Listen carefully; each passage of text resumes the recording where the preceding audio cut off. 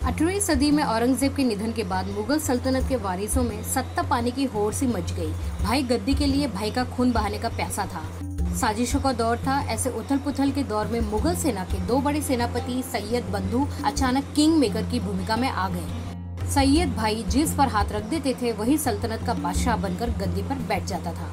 ये बात अलग थी कि उस दौरान उन्होंने किसी को भी 2 से 3 साल से ज्यादा गद्दी पर नहीं बैठने दिया। किसी की हत्या हो जाती थी या वो बीमारी से मर जाता था। अगले 13 सालों में उन्होंने 6 से 7 वारिसों को गद्दी पर बिठाया और उतारा। किसी की हिम्मत नहीं होती थी कि उनका विरोध कर सके, क्योंकि ताकत में वो उन दिनों सबसे आगे थे। अगर कोई उनका विरोध करता तो उसे रास्ते से हटते देर नहीं लगती थी।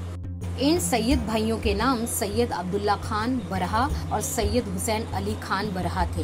ये दोनों मुगल सेना की उन टुकड़ियों के सेनापति थे जो न केवल सबसे बड़ी थी बल्कि शस्त्रों और लाव लश्कर के लिहाज से भी विशाल थी। इन दोनों भाइयों में एक को बाद में पटना और इलाहाबाद के डिप्टी गवर्नर भी नियुक्त किया गया। सैयद बंधु ने करीब 15 सालों तक ताकतवर मुगलिया सल्तनत को अपनी उंगलियों पर नचाया, जो चाहा वो किया। इस कस्बे में 2 भाई थे जो उन दिनों इतने शक्तिशाली थे कि उन्हें किंग मेकर कहा जाता था। दिल्ली की सल्तनत पर गद्दी पर कौन बैठेगा, वो कैसे राज करेगा, ये तय करने का काम वो करते थे। लोगों का तो यहाँ तक भी कहना है कि सैयद भाई अपनी जूती को दिल्ली दरबार में रखकर उत्तर प्रदेश के जानसठ से राजकाज चलाते थे। ये वो दौर भी था जब मुगलिया सल्तनत के सारे अहम फैसले जानसठ के रंग महल में होते थे।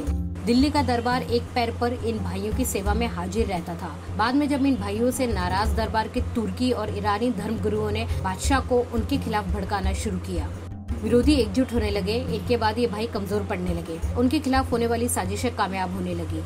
फिर एक दिन वो वाकई साजिश का शिकार हो गए। एक भाई की 1720 में हत्या हो गई।